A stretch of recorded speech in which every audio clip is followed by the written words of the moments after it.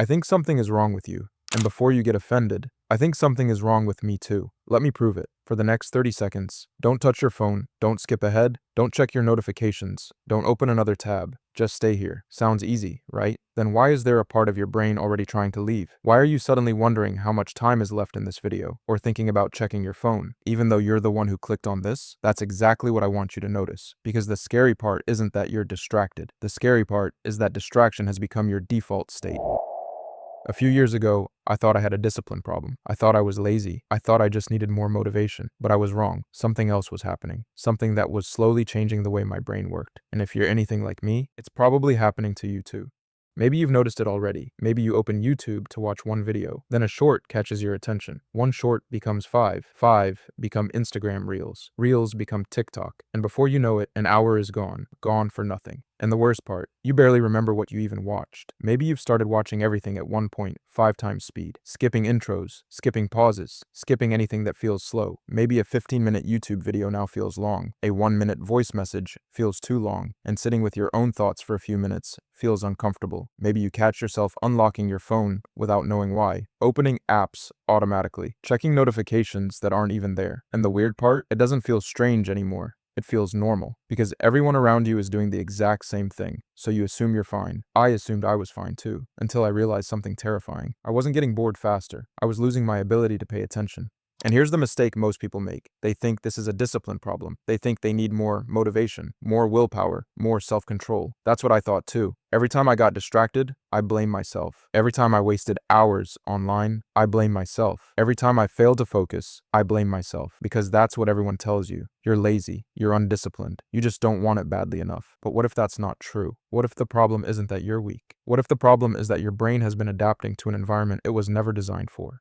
Think about it. For almost all of human history, your brain had one job. Pay attention to the things that matter. Food, danger, opportunities, survival. But suddenly, in the last few years, your brain found itself in a completely different world. A world where thousands of people and billion-dollar companies compete for one thing: your attention. Every notification, every recommendation, every endless feed, every autoplay video, every short, every reel, every TikTok has been carefully designed to keep you watching, not because you're weak, but because that's exactly what they're built to do. And if you spend enough time in that environment, your brain adapts. It learns that boredom is bad, silence is uncomfortable, and constant stimulation is normal. That's when focus starts to feel like work. Reading feels harder, studying feels harder, thinking feels harder. Not because you're getting dumber, but because your brain has been trained to expect something more exciting every few seconds. And here's what scares me the most. Not what this is doing to us today, but what it does to us over time. Because losing your attention doesn't feel dramatic. You don't wake up one day and suddenly realize it's gone. It happens quietly. A little less focus this year. A little more distraction next year. A little harder to sit down and do meaningful work. A little harder to finish things. A little harder to think deeply. And then one day, you realize something terrifying. The things that could have changed your life were never impossible. They just required a version of you that could focus.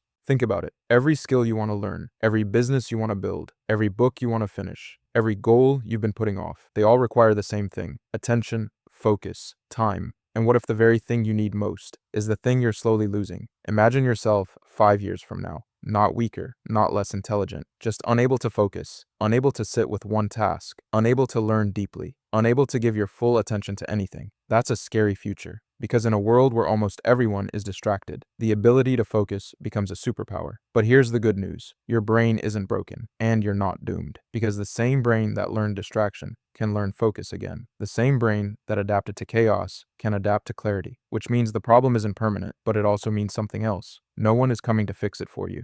And honestly, the moment I realized I had a problem wasn't some dramatic wake-up call. It was something stupid. One day, I sat down to watch a YouTube video, a video I was genuinely interested in, something I actually wanted to learn. And less than 2 minutes later, I picked up my phone. Not because it rang, not because I got a notification, not because someone texted me. I just picked it up, automatically, like a reflex. And that's when it hit me. If I can't even focus on something I want to watch, how am I supposed to focus on things that are actually difficult? Building a skill, learning something new, working toward a goal, creating a better future. That's when I stopped asking, how do I become more motivated? And started asking, what happened to my attention?